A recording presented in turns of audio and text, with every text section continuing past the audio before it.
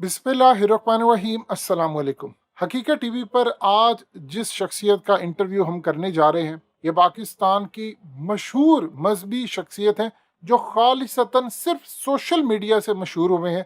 एक मजहबी स्कॉलर हैं, मिनिस्ट्री ऑफ डिफेंस के 19वें ग्रेड के ऑफिसर रह चुके हैं और हालिया इन्होंने रिटायरमेंट दी है। इनके चाहने वाले और इनकी मुखालफत में दो एक्सट्रीम रवैये इस माशरे में पाए जाते हैं। इनका मानना यह है कि इनका जो प्लेटफॉर्म है वो तमाम फ़िरक़ों से पाक है, ना वो चंदा लेते हैं।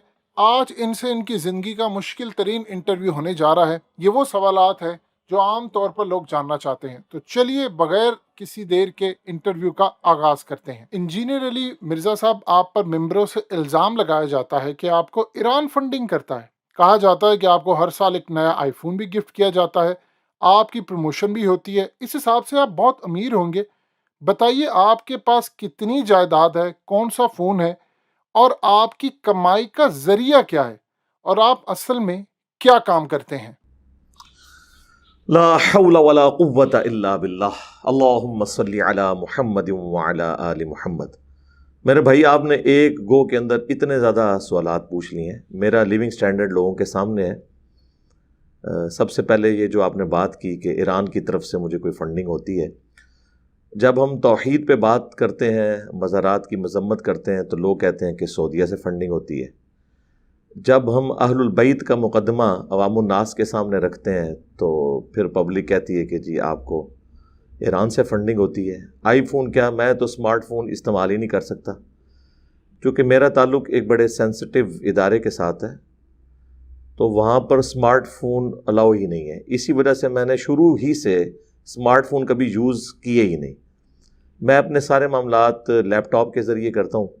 व्हाट्सएप मैं यूज़ नहीं करता, फेसबुक मैं यूज़ नहीं करता, ट्विटर अकाउंट मेरा नहीं है। यूट्यूब के ऊपर भी जो वीडियोस हैं वो हमारे स्टूडेंट्स चढ़ाते हैं। रह गया आईफोन मैं तो सैमसंग का फ़ोन भी इस्तेमाल नहीं कर सकता। मेरे पास तो मेरे भाई ये एक सादा सा कोई मेरा ख्याल है 1000-1200 रुपये का फ़ोन है जो साल से मैं इस्तेमाल करता हूँ। कभी ये ख़राब हो जाए तो इसके साथ का एक दूसरा ले लेते हैं। हमारा तो इससे कोई ऐसा मामला जुड़ा नहीं हुआ कि हमें इस चीज़ की ज़रूरत पड़े। बाकी ये कहना कि मेरा सोर्स ऑफ इनकम क्या है, तो ज़ाहिर है कि मैं 19 ग्रेड में ऑफिसर के तौर पर सर्व किया है एक बहुत सेंसिटिव इदारे को, बड़े टॉप लेवल पे जाके। उसके बाद फिर मैंने अभी चंद महीने पहले ही अक्टूबर 2021 के अंदर रिटायरमेंट ली है। ज़ाहिर है पेंशन भी मुझे मिल रही है। इसी दौरान मैंने इस्लामाबाद में अपना एक मकान भी बना लिया जिससे किराया भी मुझे आता है। हम कंबाइंड फैमिली सिस्टम में रह रहे हैं। मेरे छोटे भाई भी, अगरचे वो इंग्लैंड में सेटल्ड हैं, दोनों भाई, लेकिन ज़ाहिर है कि फ़ैमिली के साथ तो एक मामला है, उनकी तरफ से भी सपोर्ट है। मेरे माँ बाप भी मुझे सपोर्ट करते हैं। हम इकट्ठे ही रहते हैं जेलम शहर के अंदर, तो इसलिए हमारे ख़र्चे इतने ज़्यादा नहीं हैं। ना मेरी लाइफ कोई लग्जरियस है। एक मोटर बाइक है जिसके ऊपर मैं ट्रैवल करता हूँ। मुझे ऐसा कोई ज़रूरत नहीं पड़ती इस हवाले से।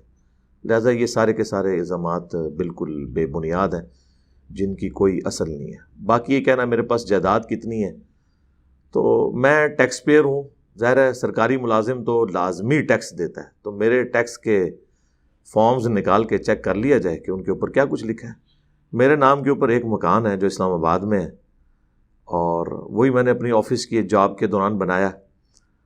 उसका सारा मनी ट्रेल अकाउंट्स की शक्ल में मौजूद है। कुछ मेरे वाले साहब ने मुझे सपोर्ट किया, कुछ मेरी अपनी सेविंग्स थी। उसके अलावा यहाँ जो जेलम में मकान है वो मेरी दादी अम्मा के नाम पे है। बाकी चूँकि मैंने रिटायरमेंट ली, थोड़ा सा मुझे पैसा मिला। पिछले दिनों मैंने एक प्लॉट ख़रीदा है जो मैंने अपनी वाइफ को अपनी शादी की 17th एनिवर्सरी के ऊपर गिफ्ट किया है। उसके अलावा कुछ प्लॉट्स मेरे नाम पर या प्रॉपर्टी कह लें, वो सारी मेरे भाइयों की है। चूँकि वो बाहर के मुल्कों में होते हैं तो उनको मैं यहाँ पे मैनेज करता हूँ, और वो चीज़ सेटल्ड है कि वो अगरचे मेरे नाम के ऊपर है लेकिन वो उसके मालिक वो हैं, और ये हर चीज़ डिक्लेयर्ड है। ये चीज़ें भी मैंने अपने टैक्स फॉर्म्स के अंदर लिखी हुई हैं, अल्लाह का शुक्र है। तो इतने सेंसिटिव इदारे में जो बंदा जॉब करता है उसकी रेगुलर सिक्योरिटी क्लियरेंस का मामला चलता रहता है मुख्तलिफ एजेंसीज़ के थ्रू। तो मैं तो एक खुली हुई किताब हूँ, अल्लाह का शुक्र है, किसी से फंडिंग नहीं आती है। एक 2500 रुपये का कनेक्शन और एक छोटा सा वेब कैम, ये HD कैमरा तो अब मेरे एक कज़न ने मुझे गिफ्ट किया कुछ साल पहले, تو اس کے ذریعے ایک کمرے میں بیٹھ کے کوئی زیادہ ریسورسز کی ضرورت نہیں ہے. اللہ کا شکر ہے کہ معاملات بڑے اچھے طریقے سے چل رہے ہیں, اور ہم نے پاؤں اتنے پھیلا ہی نہیں ہیں کہ ہمیں اپنا لیونگ سٹینڈرڈ مشکل مینٹین کرنا پڑ جائے, ایسا ہے ہی نہیں ہے, اللہ کا شکر ہے. تو یہ سب کے سب جو الزامات ہیں بالکل بے بنیاد ہیں. جہلم شہر کے لوگ ہمیں جانتے ہیں, ہمیشہ سے یہاں رہنے والے ہیں, آباء و اجداد سے, کھلی کتاب ہے, تو اس طرح کا کوئی ایسا معاملہ نہیں, اللہ کا شکر ہے. نیکسٹ. آپ پر 2 قاتلانہ حملے ہو چکے ہیں, آپ ان حملوں میں محفوظ رہے, آپ کے خلاف بڑی کیمپین چلائی جاتی ہے. کیا عمران خان کی حکومت نے آپ کو کوئی سیکیورٹی مہیا کی ہے؟ گورنمنٹ آف پاکستان نے کوئی سیکیورٹی مہیا نہیں کی, لیکن انڈائریکٹلی مجھے کافی دفعہ آفر ہوئی ہے جو میں نے ریجیکٹ کر دی. اس کی وجہ یہ ہے کہ پاکستان میں چونکہ مذہبی طبقہ ہر ادارے میں گھسا ہوا ہے, اور ایکسٹرا جوڈیشل ایکٹیویٹیز کو پرفارم کرنا یہ ان کے ایک مزاج کے اندر شامل ہو چکا ہے, جس کا ثبوت یہ ہے کہ کچھ عرصہ پہلے ہمارے پنجاب کے گورنر کو ان کے اپنے سیکیورٹی گارڈ نے ہی اسیسینیٹ کر دیا تھا. اس لیے اس قسم کا رسک ہم لے نہیں سکتے. باقی سنت دعائیں اور اذکار ان کے اوپر ہم چل رہے ہیں, اللہ کا شکر ہے. یہاں ہماری اکیڈمی کے اندر جو سیکیورٹی کا سلسلہ ہوتا ہے وہ ہمارے اپنے اسٹوڈنٹس ہی اس کو دیکھ رہے ہوتے ہیں, وہ بڑے اچھے طریقے سے. اور باقی عام حالت میں چونکہ ایجنسیز کی طرف سے مجھے پچھلے 2 سالوں سے تھریٹس کے حوالے سے بتایا گیا تھا, اس لیے نماز وغیرہ تو میں پبلک پلیس کے اوپر نہیں پڑھتا ہوں مجبوری کی وجہ سے, اس لیے میری پبلک انٹریکشن ہوتی نہیں ہے. پھر میرے 2 مکان ہیں, ایک اسلام آباد میں اور ایک جہلم کے اندر, اور میری جو ٹریولنگ ہے وہ بھی انڈکلیئرڈ ہوتی ہے. اس طرح کا کوئی معاملہ ہوتا نہیں کہ مجھے ایز سچ پرماننٹلی سیکیورٹی کی ضرورت پڑے. بہرحال میرے اپنے اسٹوڈنٹس تو میرے ساتھ اویلیبل ہوتے ہیں, اور لائسنسڈ اسلحہ بھی ان کے پاس موجود ہوتا ہے, اللہ کا شکر ہے. تو آپ لوگ بس دعاؤں میں یاد رکھا کریں, ہم بھی دعائیں کرتے ہیں پوری امت کے لیے. آپ بھی دعا کریں کہ اس دعوت حق کو اللہ تعالیٰ دنیا کے ہر مسلمان تک پہنچائے. جن لوگوں نے مرڈر اٹیمپٹ کی وہ سیلف موٹیویٹڈ تھے, میں نہیں کہتا کہ وہ لانچڈ تھے, اور ان میں سے جو پہلا کیس چلا اس کو بھی ہم نے معاف کر دیا. دوسرا کیس ابھی عدالت کے اندر ہے, جب وہ بھی معافی پہ آئے تو انشاءاللہ تعالیٰ ہمیں کوئی ضرورت نہیں ہے کسی معصوم بچے کو جس کا دماغ مولویوں نے خراب کیا ہے کہ اس طریقے سے اسے عبرت کا نشان بنایا جائے. جتنی سزا کاٹ لی اتنا کافی ہے. تو میری تو پوری کوشش ہوتی ہے کہ میں پازیٹیو اینڈ کے اوپر رہوں, اور باقی عوام الناس کو میں بتاؤں گا کہ یہ وہ لوگ ہیں جو عشق رسول کے نام کے اوپر اپنے زوم میں ایکٹیویٹی پرفارم کرتے ہیں, لیکن حال یہ ہے کہ جب عدالت میں جاتے ہیں تو صحت جرم سے انکار کر دیتے ہیں. حالانکہ یہ دونوں جو مرڈر اٹیمپٹس ہیں ان کی ویڈیوز بھی ریکارڈڈ ہیں ہمارے CCTV کیمرہ کے اندر, اور پبلکلی ہوئی. دوسری اٹیمپٹ جو ہوئی مارچ 2021 میں تو سینکڑوں لوگوں کی موجودگی میں ہوئی, اس کے باوجود انہوں نے صحت جرم سے انکار کیا. اس سے اندازہ لگا لیں کہ جب انسان جیل میں جاتا ہے, حوالات کی ہوا کھاتا ہے, تو پھر اس کا وہ سارے کا سارا خمار اتر جاتا ہے. جی نیکسٹ. مفتی طارق مسعود اور دیگر علماء ہر دوسرے روز آپ کو مناظرے کا چیلنج دیتے ہیں. آپ کئی دفعہ انکار بھی کر چکے ہیں اور اپنی پوزیشن بھی واضح کر چکے ہیں. اب ایسا کیوں نہیں کرتے کہ آپ ہر فرقے کے لیے 10 سوالات کا ایک پیپر تیار کر دیں یا ویڈیو بنا دیں, یا سب کو کہہ دیں کہ یہ ہیں وہ سوالات, آپ جوابات دیں تاکہ عوام کی تسلی ہو جائے. اگر آپ سے کسی کو کچھ کہنا ہے تو وہ آپ کو 10 سوالات کا پیپر بھیج دے یا ویڈیو بنا دے تاکہ مناظرے کا جھگڑا ہی ختم ہو جائے. دیکھیں میرے بھائی, ہم نے تو جو مقدمہ ہے نا اسلام کا وہ عوام کی عدالت میں رکھا ہے. ہمارا کسی عالم دین سے کوئی لینا دینا نہیں ہے. اور آپ نے ٹھیک کہا کہ یہ آئے دن چیلنج کرتے ہیں, بڑے غیر مہذب طریقے سے آتے ہیں. ہمارے جو چیلنجز اپلوڈ ہوئے ہمارے اسٹوڈنٹس کی طرف سے اس طرح کے تھم نیلز لگا کے, تو اگر آپ ان کو سنیں, اس میں ہم نے چیلنج انگلش کا لفظ استعمال کیا, مناظرے کا چیلنج نہیں دیا, بلکہ یہ کہا کہ یہ آپ کے لیے چیلنجنگ صورتحال ہے. آپ اپنی عوام کو سیٹسفائی کریں کہ لا الہ الا اللہ چشتی رسول اللہ, یا لا الہ الا اللہ اشرف علی تھانوی رسول اللہ, اللہم صلی علی نبینا اشرف علی نعوذ باللہ من ذالک. اس کو آپ کس طرح جسٹیفائی کریں گے اپنی عوام کے سامنے؟ تو یہ چیلنج اس فارم میں تھا, نہ کہ یہ کہ آ کے ہم سے کوئی بات کریں.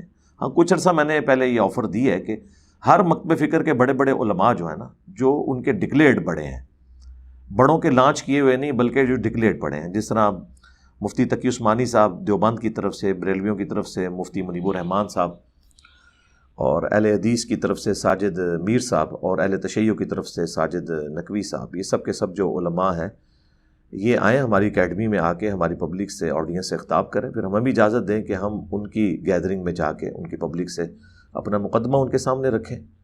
تو ہماری طرف سے تو کوئی ایسا معاملہ نہیں ہے۔ 10 سوالات لکھنے کی میرے بھائی ضرورت ہی نہیں ہے۔ ہمارا موٹا سا بنیادی سوال یہ ہے کہ آپ یہ بتا دیں کہ آپ کن ٹیکسٹ بکس کو فالو کرتے ہیں۔ یہ قرآن، صحیح بخاری، صحیح مسلم، یہ صرف ان کے شوکیسوں میں سجانے کے لیے، عمل کرنے کے لیے نہیں ہے، تاکہ پتہ چلے کہ آپ لوگ اپنی کتابوں کے ساتھ غداری تو نہیں کر رہے جو ہم یہ سمجھتے ہیں۔ تو ہمارا بنیادی سوال یہ ہے کہ اپنا ٹیکسٹ بکس کلیئر کریں اور اس مقدمے کو نیوٹرل عدالت میں رکھیں کہ یہ ٹیکسٹ بکس ہیں، اس معاملے میں انجینئر صاحب کا یہ موقف ہے، ہمارا یہ موقف ہے، گورے کی عدالت سے فیصلہ کروا لیں، جو پری ڈٹرمنڈ رزلٹس کے بغیر یہ کریں۔ تو یہ ایک بنیادی چیز ہے۔ دوسری چیز یہ ہے کہ یہ باقی مکاتب فکر کو مسلمان ڈکلیئر کریں۔ پبلکلی تو یہ کہتے ہیں ہم مسلمان سمجھتے ہیں، لیکن یہ تقیہ کر رہے ہوتے ہیں، یہ کافر سمجھتے ہیں ایک دوسرے کو، جس کا ثبوت یہ ہے کہ حسام الحرمین میں آج سے آلموسٹ 100 سال پہلے 1905 میں احمد بریلوی صاحب نے دیوبند کو جو ہے وہ مرتد ڈکلیئر کیا ہے، اور احکام شریعت کتاب کے اندر انہوں نے دیوبند، اہل حدیث، اہل تشیع، ایون قادیانی کافروں کو بھی ان کے ساتھ شامل کر کے کہا کہ یہ 1,00,000 دفعہ بھی اللہ کا نام لیں تو ذبیحہ مردار ہی رہے گا، اور یہ سب کے سب مرتد یعنی واجب القتل ہیں، البتہ یہود و نصارہ کا ذبیحہ حلال ہے۔ اس کے جواب میں جب المہند علی المفند لکھی علماء دیوبند نے، جس پہ اشرفی تھانوی صاحب اور درجنوں علماء نے سگنیچر کیے، انہوں نے بھی کہا کہ احمد بریلوی اور ان کی جماعت ایک شیطانی لشکر ہے جو ہم پہ حملہ آور ہوا ہے، اور اہل حدیث کے بارے میں المہند میں لکھا یہ خوارج کی ایک جماعت ہے، محمد بن عبد الوہاب صاحب کے بارے میں۔ تو ایک دوسرے کو مسلمان ہی نہیں سمجھتے، یہ کہتے ہیں ہم سمجھتے ہیں۔ تو ہم کہتے ہیں آپ اس طرح سٹیٹمنٹ لکھ کے دیں کہ ہمارے سوا جتنے فرقے ہیں اگرچہ ہم انہیں مسلمان سمجھتے ہیں لیکن وہ گمراہ ہیں، ایک نہ ایک دن اپنا عذاب بھگت کر جن عقائد پہ وہ دنیا میں ہیں، انہی عقائد کے ساتھ دنیا سے چلے گئے تو اللہ کے حضور وہ ایک نہ ایک دن بخشے جائیں گے، تو یہ قیامت تک کوئی لکھ کے نہیں دے گا۔ تو اس لیے یہ ہمارا دوسرا ایشو ہے ان کے ساتھ۔ تیسرا یہ ہے کہ جب آپ مسلمان سمجھتے ہیں تو آپ یہ ڈکلیئر کریں کہ ایک دوسرے کے پیچھے نماز پڑھنا درست ہے، یہ پٹیاں نہ پڑھایا کریں کہ فلاں کے پیچھے نماز ہوتی ہے، فلاں کے پیچھے نہیں ہوتی۔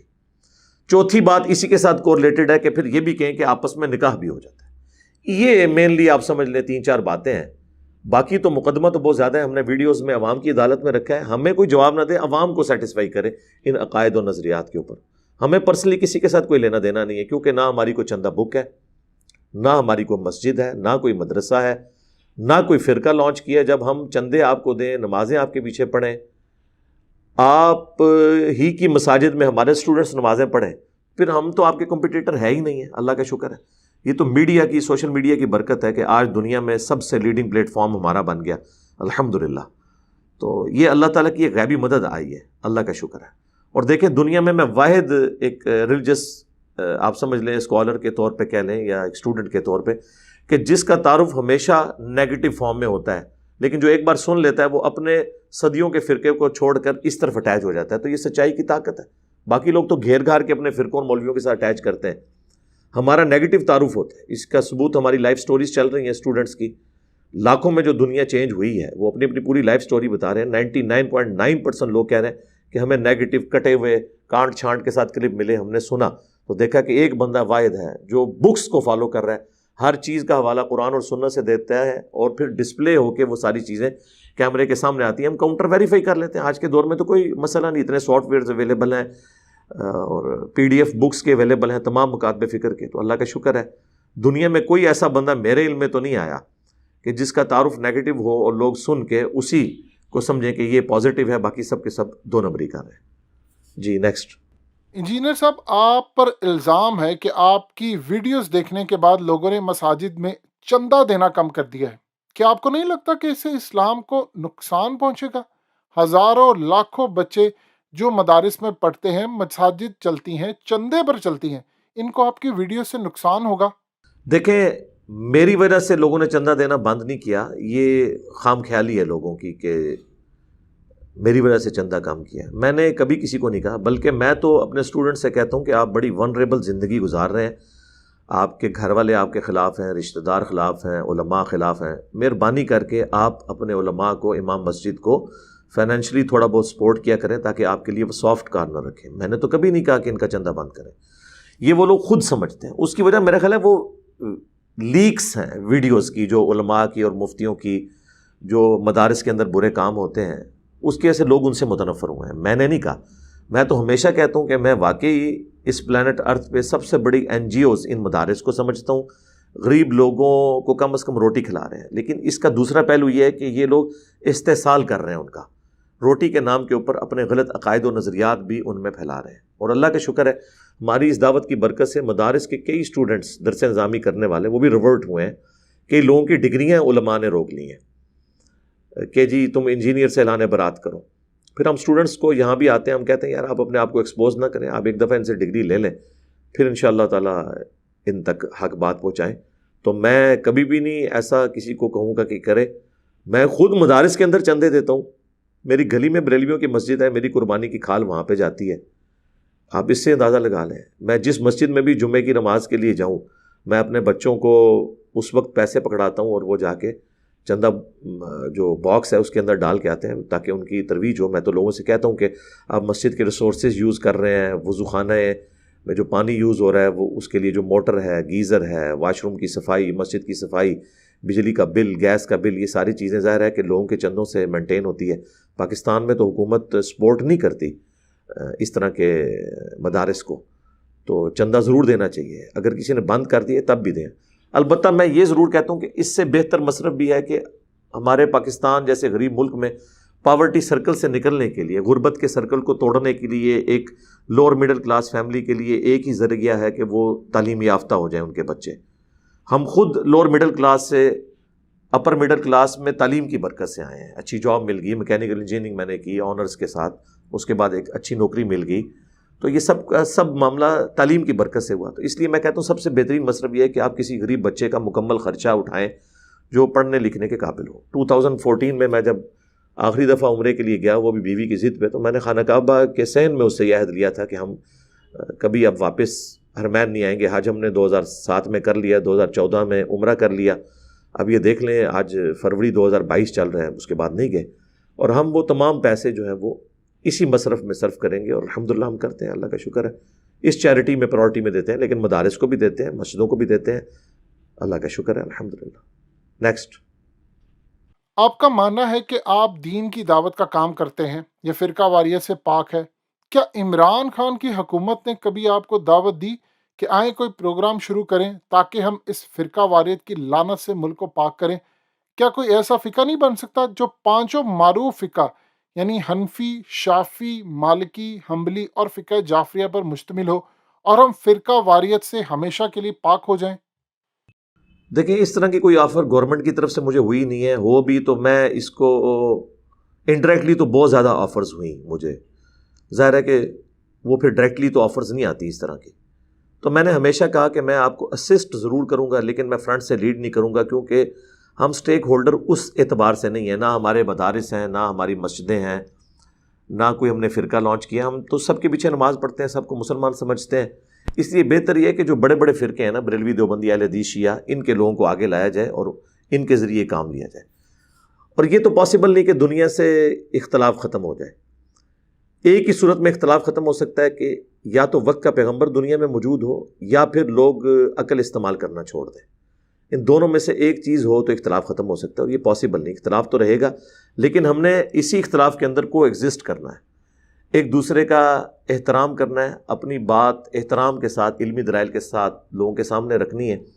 گورنمنٹ لیول کے اوپر بھی آپ دیکھ لیں, جتنی بھی حکومتیں ہیں, عمران خان صاحب کی گورنمنٹ سے پہلے بھی جتنی حکومتیں ہیں, آپ دیکھیں کہ ان میں سارے وہ پیر خانوں کے گدی نشین لوگ بیٹھے ہوئے ہوتے ہیں, بڑے بڑے علماء وہی ہر حکومت میں آ جاتے ہیں. تو وہ کب چاہیں گے کہ اس طرح کی تفریقیں ختم ہو؟ تو میں سمجھتا ہوں کہ بیسیکلی ہمارے پولیٹیشنز میں ایسے موجود ہیں لوگ جو اس طرح کہ اتحاد امت کو پسند نہیں کریں گے, ورنہ ان کی روزی روٹی کے اڈے بند ہو جائیں گے. میں اشارتاً بات کر رہا ہوں, آپ لوگ سمجھ جائیں گے. نیکسٹ.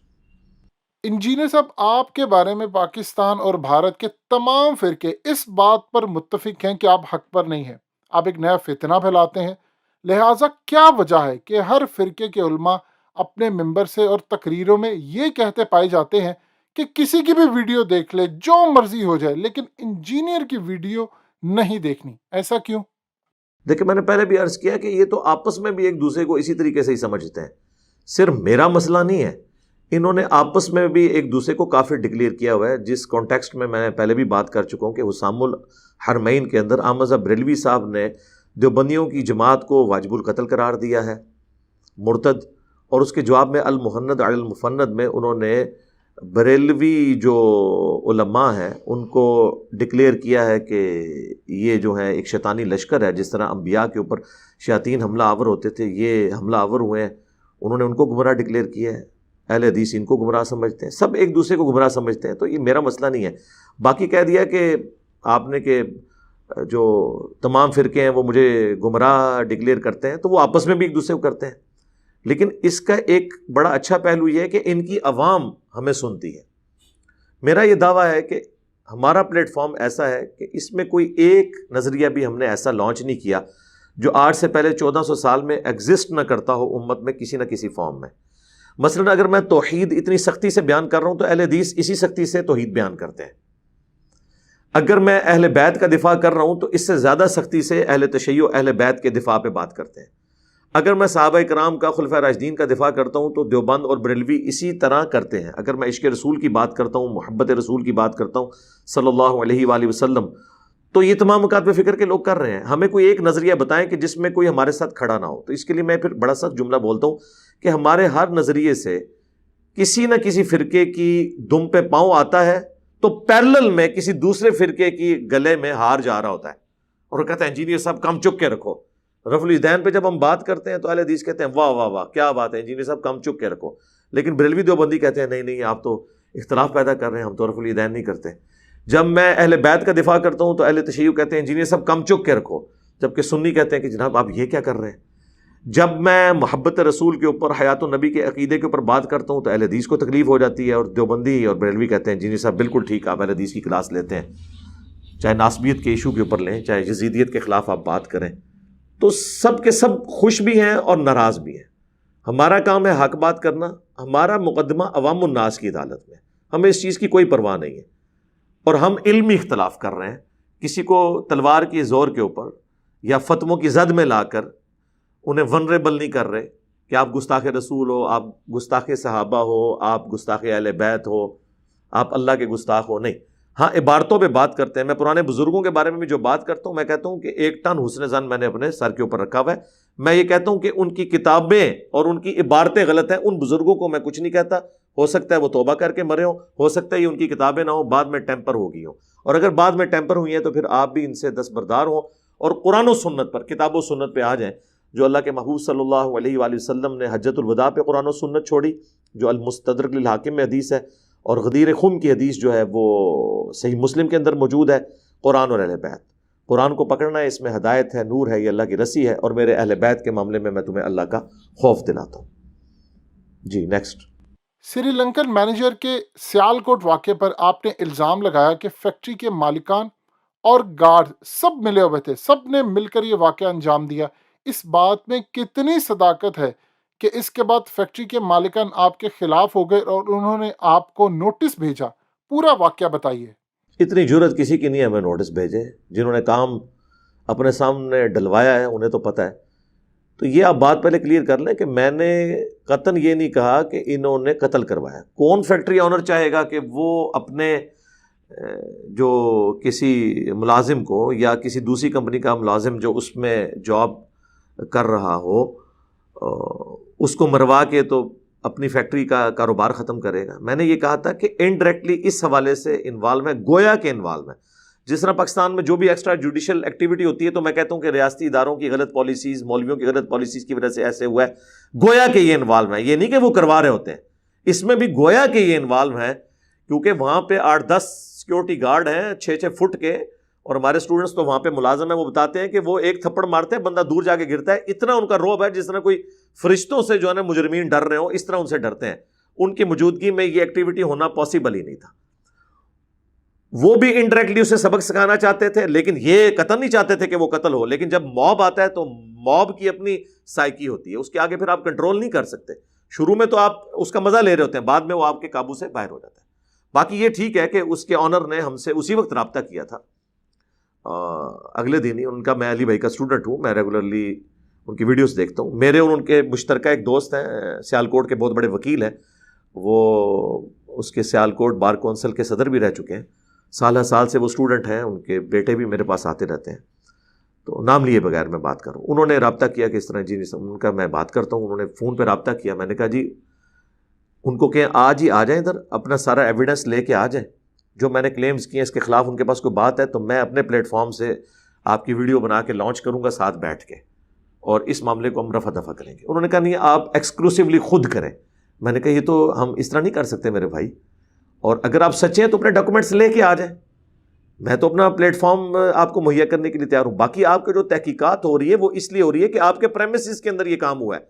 میری اکیڈمی کے اندر کوئی بندہ ناحق مارا جائے خدا نہ خواستہ تو مجھے نہیں لوگ پوچھیں گے آ کے، کیوں نہیں پوچھیں گے، اور میں اپنے آپ کو پیش کروں گا، بجائے کہ کوئی یہ بات کرے کہ انجینئر صاحب کی اکیڈمی میں مارا گیا اور انجینئر صاحب آپ کی سیکورٹی کا یہ لیول تھا، تو میں اس کا جواب دوں گا کہ بھائی میں اس طرح تھا، میں انوالو نہیں ہوں، لیکن میں اس کو منطقی انجام تک پہنچاؤں گا، میں یہ سب کچھ آپ کو سپورٹ کروں گا. اس کی بجائے میں یہ کہوں گا کہ تم نے یہ بات کی، پورے ملک کی اکانومی آپ نے زیرو کے اوپر کر دی، ٹھیک ہے جی، آپ نے ہزاروں لوگوں کی جاب سٹیک کے اوپر لگا دی، آپ کو اندازہ ہی نہیں ہے کہ آپ کی اس فیکٹری کے اندر کیا کچھ ہوا. تو میں نے بار بار آفر کی، میں نے 5-6 دفعہ فون کیا. الٹیمیٹلی ہمارے اور ان کے مشترکہ دوست نے کہا کہ انجینئر صاحب آپ اپنا کام کریں، یہ بس اتنے جوگا نہیں ہے کہ یہ کر سکے. اسے پتا ہے کہ جس طرح مسئلہ میں سے ہینڈل ہوا ہے اس میں وہ انڈائریکٹلی مجرم ہے. پھر اس نے کسی ایک حکومتی جو ہے نا وہ لوگوں سے مشورے کر کے تو ایک ملا کو اس نے لانچ کیا، اسے وہ دیا کہ یہ دیکھیں جی ہم اسے تنخواہ دیتے تھے، اور تنخواہ کی جو انوائسز ہیں وہ ڈالرز کے اندر ہیں، ڈالروں میں تنخواہ پاکستان سے تو تھی، پاک روپی میں ہوتی. تو اس میں خیر میں نے اس کو کہا یار ویل لیفٹ کرو، میں اس کو جتنا کھدیڑوں گا نا اتنا ہی اس کے لیے مشکل کھڑی ہوگی، اس لیے ہم نے اس کو ویل لیفٹ کیا. تو نوٹس اس بیچارے نے کیا بھیجنا تھا، وہ تو مطلب بھاگ ہی گیا ہمارے سامنے پیش ہونے سے. نوٹس کیا بھیجنا تھا اس نے، وہ تو جواب دے نا جو کچھ ہوا ہے. ہم نے کیوں اسے جواب طلبی کرنی، ہم نے تو موقف رکھا اپنے اسٹوڈنٹس کی موجودگی میں، کیونکہ ہمارے وہ اسٹوڈنٹ کہتے ہیں کہ میں نے خود جب مجھ سے ایک جاب خراب ہوا تو میں نے اس سری لنکن آفیسر سے پوچھا تھا کہ جی یہ مسئلہ ہو گیا، تو اس نے کہا مجھے اپنے کسی مالک کی تھریٹ نہ لگاؤ، میں ان کے پے رول کے اوپر ہے ہی نہیں ہوں، مجھے نائکی والے پے کرتے ہیں. یہ خود اس نے بتایا ہوا ہے جس کو انہوں نے اسیسینیٹ کیا ہے، اور جس کو بتایا وہ ہمارا اسٹوڈنٹ ہے. ٹھیک ہے، میں انہیں زیادہ پریکٹسنگ مسلمان سمجھتا ہوں بنسبت ان سارے بڑے بڑے لینڈ لارڈز کے اور فیکٹری اونرز کے نسبت.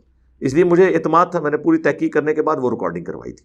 اور بعد میں جو ایپیسوڈ ہوا ان لوگوں نے کلپس بنائے، میں نے اس کو رسپونڈ اس لیے نہیں کیا کہ پھر ان کے لیے اور مصیبت کھڑی ہونی تھی. یہ بھی ابھی آپ نہ پوچھتے تو میں نے اتنا نہیں کھولنا تھا. ابھی کئی باتیں ہیں جو میں آن کیمرہ نہیں کروں گا، انہیں ان کیمرہ ہی رہنے دیں. جی نیکسٹ. مولانا طارق جمیل ایک مشہور اسلامک اسکالر ہیں. آپ کیوں ان پر الزام لگاتے ہیں کہ وہ اپنے فرقے کے باغی ہیں؟ اس وجہ سے مولانا طارق جمیل جس مکتبہ فکر سے تعلق رکھتے ہیں، کیا وہ ان سے بدظن نہیں ہو جائیں گے؟ بدظن تو پہلے ہوئے میں نے تو الزام نہیں لگایا. جب بدظنی ہوئی، ان کے خلاف فتوے آئے، ریٹن میں اتنی موٹی کتاب ایک عالم دین نے کتنے بڑے بڑے علماء دیوبند سے تقریضات لگا کے طارق جمیل صاحب کے خلاف آج سے کئی سال پہلے لانچ کی ہے، جب میرا ان کا تعلق بھی آپس میں نہیں تھا. تو طارق جمیل صاحب کو پہلے ہی انہوں نے بدنام کیا. ان کے خلاف ویڈیو کلپس موجود ہیں، آپ دیکھ سکتے ہیں علماء دیوبند کے. میں نے تو باقاعدہ ان کو سپورٹ کیا کہ جس بات کے اوپر آپ یہ بات کر رہے ہیں یہ خطرناک معاملہ ہے. تو حقیقت بات ہے جو انہوں نے حدیث بیان کی، من کنت مولاه فہذا علی مولاه، یہ حدیث متواتر ہے مسند احمد کے اندر. تو میں نے اس پہ ان کو سپورٹ کیا تھا. اور 4 فرقوں کے باغی علماء، یہ میرا کلپ آلموسٹ 1 ملین کے قریب پہنچ چکا ہے، اس میں نے باقی مکاتب فکر کے علماء کا بھی ذکر کیا، انہیں سنگل آؤٹ نہیں کیا. تو یہ تو سب کچھ ہے. مجھے طارق جمیل صاحب نے خود بتایا کہ انہیں دھمکیاں ملی ہیں. انہوں نے ویڈیوز میں کہا ہے کہ میں یہ حدیث جب پڑھ رہا ہوں میں دیکھ رہا ہوں آپ لوگوں کے چہروں کے رنگ فک ہو رہے ہیں. پھر کئی ویڈیوز میں انہوں نے کہا مجھے اپنوں سے تکلیفیں اٹھانی پڑی ہیں. تو اشارتاً تو انہوں نے بھی کئی دفعہ یہ بات کی ہے. باقی نجی محفلوں میں جو کچھ ان کے بارے میں گالی گلوچ کرتے ہیں ہمارے پاس فرسٹ ہینڈ نالج موجود ہے. لہٰذا ہم نے طارق جمیل صاحب کو ونریبل نہیں کیا، بلکہ ونریبل وہ ہوئے ہوئے تھے. ہم نے انہیں سپورٹ کیا ہے کہ ایٹ لیسٹ ہمارے اسٹوڈنٹ ان کی سچائی میں ان کا ساتھ دیں، جو غلط بات ہے اس میں ان سے الگ رہیں. تو یہ بالکل ایسا نہیں ہے جو آپ نے سمجھا. نیکسٹ. آخر کیا ایسی وجہ ہے کہ پاکستان کے ہر گلی محلے میں ایک مسجد ہے، اس کے باوجود لوگ دین سے اتنا دور ہیں جتنا زمین سے آسمان؟ لوگ حرام کھا کر حج عمرہ کرنے چلے جاتے ہیں، حق مارتے ہیں، ایک دوسرے کا خیال نہیں رکھتے. دین کی دعوت ان پر کیوں اثر نہیں کر رہی؟ دیکھیں میرا خیال ہے سب سے اہم سوال اگر آپ کوئی کر سکتے تھے تو وہی ہے. تو اس کا میں جواب ایک ہی دوں گا جو ڈاکٹر اقبال نے صحیح مسلم کی حدیث کا ترجمہ کیا تھا. صحیح مسلم میں حدیث ہے کہ اللہ تعالیٰ اس قرآن کی وجہ سے قوموں کو عروج دے گا اور قرآن کی وجہ سے زوال پذیر کرے گا. وہ زمانے میں معزز تھے مسلمان ہو کر اور تم خوار ہوئے تارک قرآن ہو کر. یہ جواب شکوہ کا شعر ہے جو انہوں نے اللہ تعالیٰ کے بہاف کے اوپر امت تک ایک بات کی ہے، یعنی اپنے تخیل کے اندر. تو یہ وجہ ہے. ان سب کا تزکیہ جو ہے وہ اپنے بزرگوں کی کتابوں سے ہوا ہوا ہے، تصوف کی کتابوں سے ہوا ہوا ہے. کاش یہ قرآن پڑھتے تو یہ سب کچھ یہ نہ کرتے. انہوں نے دین جزیات میں لے لیا، صرف حقوق اللہ کو دین سمجھ لیا، حقوق العباد کو چھوڑ دیا. حالانکہ حقوق العباد کا معاملہ اتنا سینسٹیو ہے کہ وہ بندہ ہی معاف کرے گا. اللہ تبارک و تعالیٰ اور پیغمبر بھی اس معاملے میں نہیں پڑیں گے قیامت کے دن جب تک کہ وہ بندہ خود معاف نہیں کرے گا. تو اس کی وجہ یہ کہ ان کا تزکیہ چونکہ قرآن سے نہیں ہوا بلکہ اپنے علماء سے ہوا، پھر علماء کا کریکٹر بھی ان کے سامنے ہوتا ہے، تو یہ سمجھتے ہیں کہ شاید نیکی کا کام کرنے سے ہم نے جو لوگوں کے ساتھ زیادتیاں کی ہیں وہ آٹومیٹیکلی معاف ہو جائیں گی، لہٰذا کم چک کے رکھو. تو جس طرح ہمارے علماء نے، پیروں نے، سو کالڈ بزرگان دین نے جو ان مسندوں پہ بیٹھے ہوئے ہیں، انہوں نے اپنی دوویں جہانیں مٹھے باہو، یعنی دنیا بھی قائم رکھی ہوئی ہے اور دین کے معاملے میں بھی کر رہے ہیں. اور یہ لوگ سمجھتے ہیں کہ جی انشاءاللہ تعالیٰ ہماری نیکیاں قیامت والے دن گناہوں پہ بھاری ہو جائیں گی تو ہمیں یہ معاف ہو جائے گا. نہیں میرے بھائی، حقوق العباد کا ایسا معاملہ ہے کہ کوئی دنیا کی نیکی اس کو اوور کم نہیں کر سکتی جب تک کہ اس بندے سے معافی نہ کروائی جائے. تو وجہ یہ ہے کہ ان کا تزکیہ نفس قرآن و سنت سے نہیں ہوا بلکہ اپنے فرقوں کے بزرگوں سے ہوا ہے، تو اس کا اینڈ رزلٹ یہی ہے. حالانکہ قرآن میں نبی علیہ السلام کا منصب یہ تھا، وَيُزَكِّيهِمْ وَيُعَلِّمُهُمُ الْكِتَابَ وَالْحِكْمَةَ.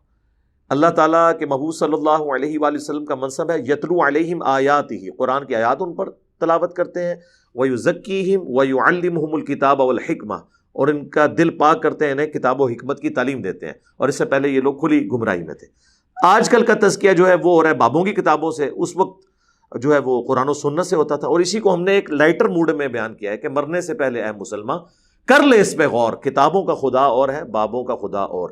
بابے اسی خدا کو مانتے تھے لیکن ان کوالٹیز کے ساتھ نہیں جو آسمان سے نازل کردہ وحی میں آئی ہیں، بلکہ ان کوالٹیز کے ساتھ جو انہوں نے خود سمجھی تھی.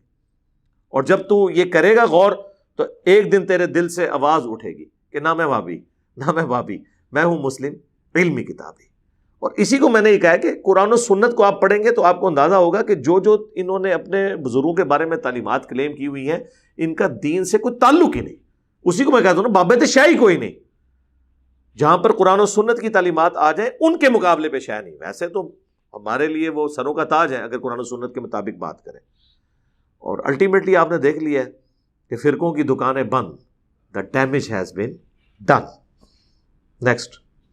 آپ سے یہ آخری سوال ہے. چند لوگوں کے نام آپ کے سامنے لیے جا رہے ہیں، آپ ان سب کے بارے میں ایک ایک لائن میں اپنی رائے کا اظہار کر دیں. مفتی طارق مسعود، پرویز مشرف، عمران خان، مولانا الیاس قادری، نواز شریف، فضل الرحمان، پاکستان کا میڈیا، افغان طالبان، محمد بن سلمان اور طیب اردگان. میرا خیال ہے اس کے اوپر تو جتنے بندوں کے نام لیے نا، ہر بندے کے اوپر ایک ایک گھنٹہ میں فل بدی بول سکتا ہوں، ان کی پازیٹیو چیزوں کے اوپر بھی، نیگیٹو چیزوں کے اوپر بھی. ایک لائن میں اگر آپ ورڈکٹ مجھ سے لیں گے تو میں انتہائی سینسٹیو پلیٹ فارم پہ بیٹھا ہوں اور آپ کو پتہ ہے کہ ہم ہر چیز دلیل کے ساتھ کرتے ہیں. میں نے ایک جملہ بول دیا تو لوگ اس جملے کو اٹھا کے تو کسی کے پیچھے چڑھ جائیں گے اور کہیں گے انجینئر صاحب نے فرما دیا، حالانکہ جو پازیٹیو بات میں نے کی ہوگی اسے وہ اوور لک کریں گے، ایک مصیبت کھڑی ہو جائے گی. لہٰذا اس معاملے میں مجھے معذور سمجھیں. ہاں الگ سے آپ نے کوئی کرنا ہے تو میں انشاءاللہ دلائل کی روشنی میں ان تمام کے اندر مجھے پازیٹیو چیزیں پتہ ہیں، نیگیٹو چیزیں بھی پتہ ہیں، میں آپ کے سامنے ہائی لائٹ کر سکتا ہوں لیکن دلائل کے ساتھ.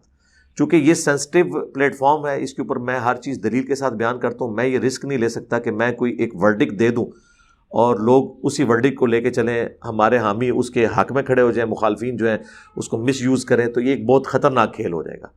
میں یہ کہتا ہوں کہ جو بندہ بھی کتاب و سنت کے دائرے کے اندر بات کرتے ہیں ہم اسے ایکسیپٹ کرتے ہیں، جو اس کے خلاف کرتے ہیں اسے ریجیکٹ کرتے ہیں. میں ایک ضمناً بات کر دیتا ہوں اس حوالے سے. اس وقت میں سمجھتا ہوں کہ ہماری جو پالیسی ہے ریاستی اداروں کی، گورنمنٹ کی، فوجی قیادت کی، میں اس کے ساتھ کافی حد تک ایگری کرتا ہوں. اگرچہ کچھ سال پہلے یہ بالکل اپوزٹ تھی. میں نان اسٹیٹ ایکٹرز کے خلاف ہوں. میں کہتا ہوں پاکستان آرمی کے سوا کسی کو اجازت نہیں ہونی چاہیے کہ اس کے ہاتھ میں اسلحہ ہو اور وہ اس طریقے سے جو ہے وہ چڑھ دوڑے کسی کے اوپر. یہ گورنمنٹ کا کام ہے. ریاستی ادارے چاہے وہ سول ادارہ پولیس کا ہو اور فوج کا ادارہ ہو، باقی جو نان اسٹیٹ ایکٹرز تنظیمیں جو کسی زمانے میں ہماری غلط پالیسیز کی وجہ سے ہم انہیں اپنا ایسٹ سمجھتے تھے، میں تو اس وقت بھی نان اسٹیٹ ایکٹرز کے خلاف تھا. اب FATF کے بعد تو آپ دیکھ رہے ہیں کہ ہماری پالیسی میں شفٹ آ چکا ہے، اور رد الفساد اور ضرب عضب کی برکت سے الحمدللہ یہ ملک رہنے کے قابل ہو گیا، اللہ کا شکر ہے. اور سب سے زیادہ نفع مجھے پہنچا ہے، ورنہ میں جس قسم کی آؤٹ اسپوکن باتیں کرتا ہوں یا تو یہ میں یورپ اور امریکہ میں رہ کے کر سکتا ہوں یا پھر پاکستان میں، وہ بھی آج کے پاکستان میں، ورنہ آپ دیکھیں پہلے تو یہاں کوئی صورتحال ہی نہیں تھی.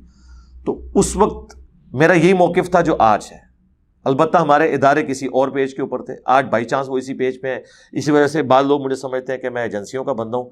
بالکل ایسا نہیں ہے، اگرچہ میرا تعلق ایک ڈیفنس کے ادارے کے ساتھ ہے، اور میں ظاہر ہے کہ پاکستان کے نظریات کے اوپر کوئی کمپرومائز کرنے کے لیے تیار نہیں ہوں. میری ایک جذباتی ایفیلیشن بھی ہے اور علمی ایفیلیشن بھی. اس کے باوجود آپ دیکھیں گے کہ جب کبھی بھی کوئی حکومتی ادارہ، کوئی ریاستی ادارہ کوئی ایکسٹرا جوڈیشل ایکٹیویٹی پرفارم کرتا ہے، میں اس کو ڈنکے کی چوٹ پہ کہتا ہوں کہ یہ غلط ہے.